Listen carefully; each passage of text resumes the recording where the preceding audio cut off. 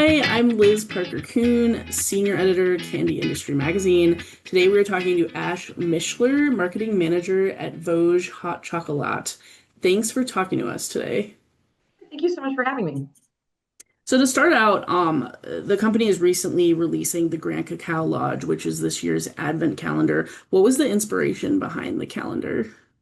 This year's calendar, we were very inspired by kind of putting our own twist on like classic holiday traditions.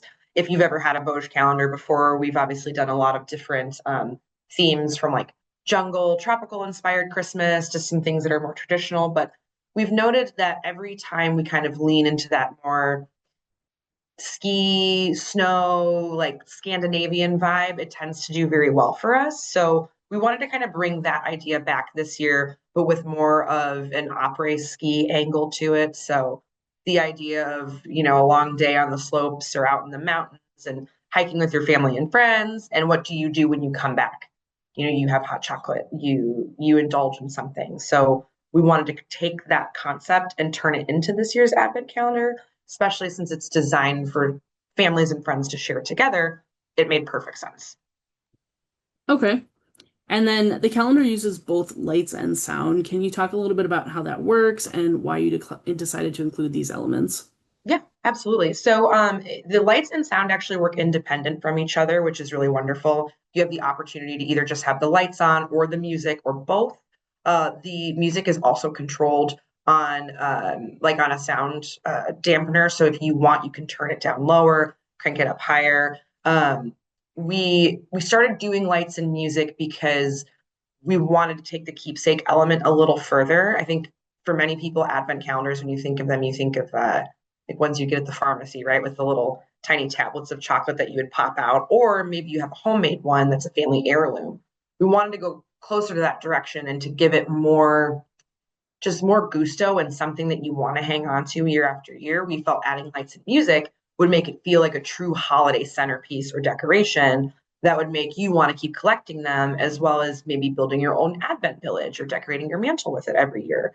So giving it that extra special nod to all of our favorite holiday collection or decorations that we all collect, we felt like adding lights and music made it make more sense for a long-term keepsake item. Okay.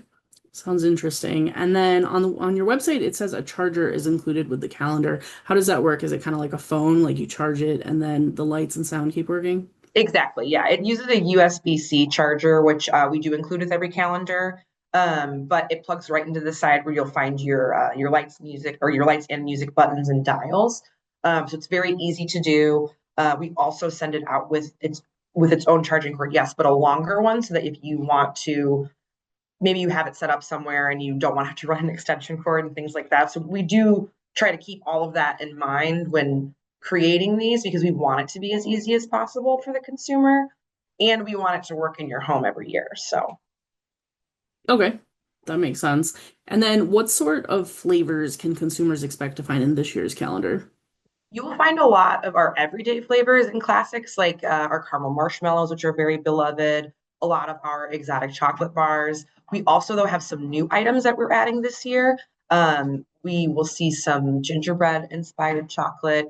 You'll see some like snowy bunnies, and you'll see some more ski and opera ski inspired flavors.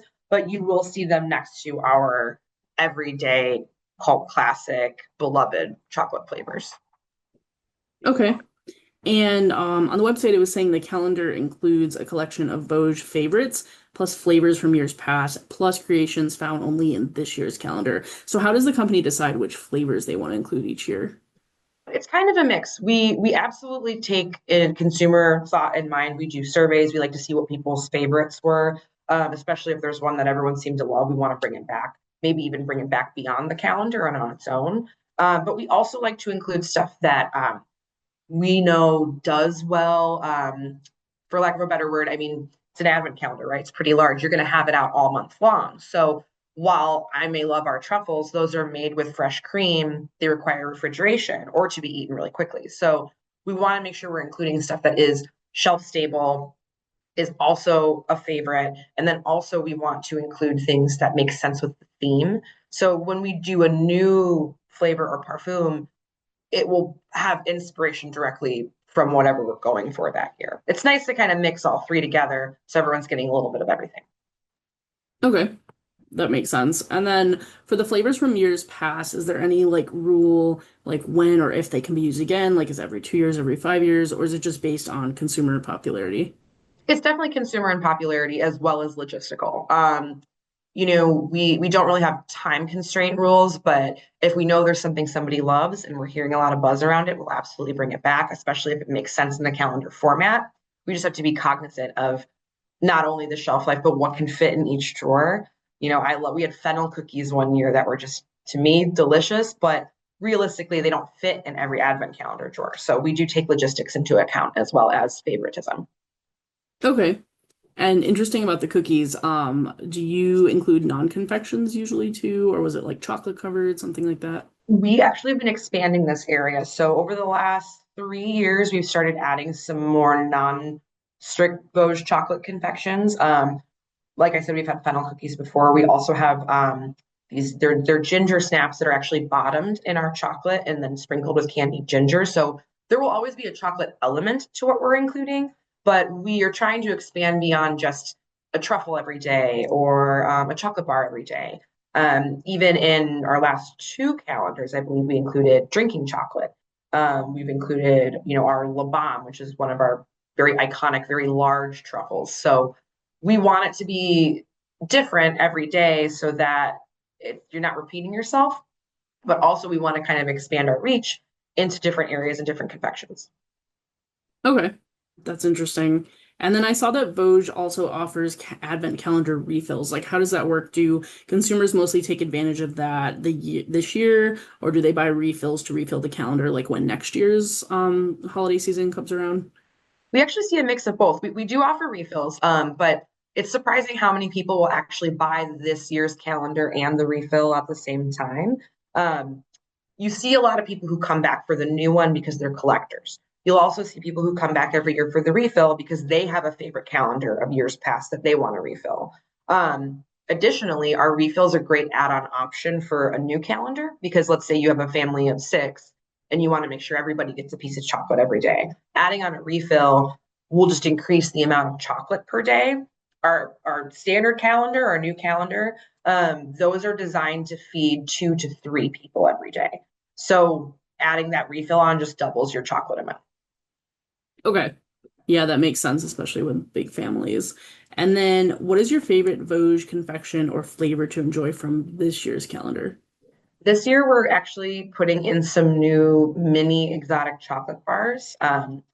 Bars is something we don't come out with lots of new ones all the time. So I'm very excited to see some holiday flavors coming back this year in bar form. But there is a gingerbread marshmallow chocolate bar that we'll be putting in there. It's very, very delicious, and I'm very excited for everybody to try it.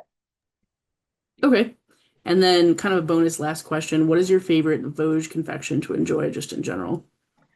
It's definitely our peanut butter bonbons. I think that may have been no, our La Bombe was the first chocolate I ever had here. But the peanut butter bonbon is my favorite, and my recommendation is to always eat them upside down. So that way, when you take a bite, the Himalayan salt on the top actually hits your tongue first, and Mhm. then you get the full bite of peanut butter. So if you have some, try it that way. Interesting. I'll have to look for that. Well, that is all the time we have for today, but thanks again for being here with us. Yeah, thank you so much for having me.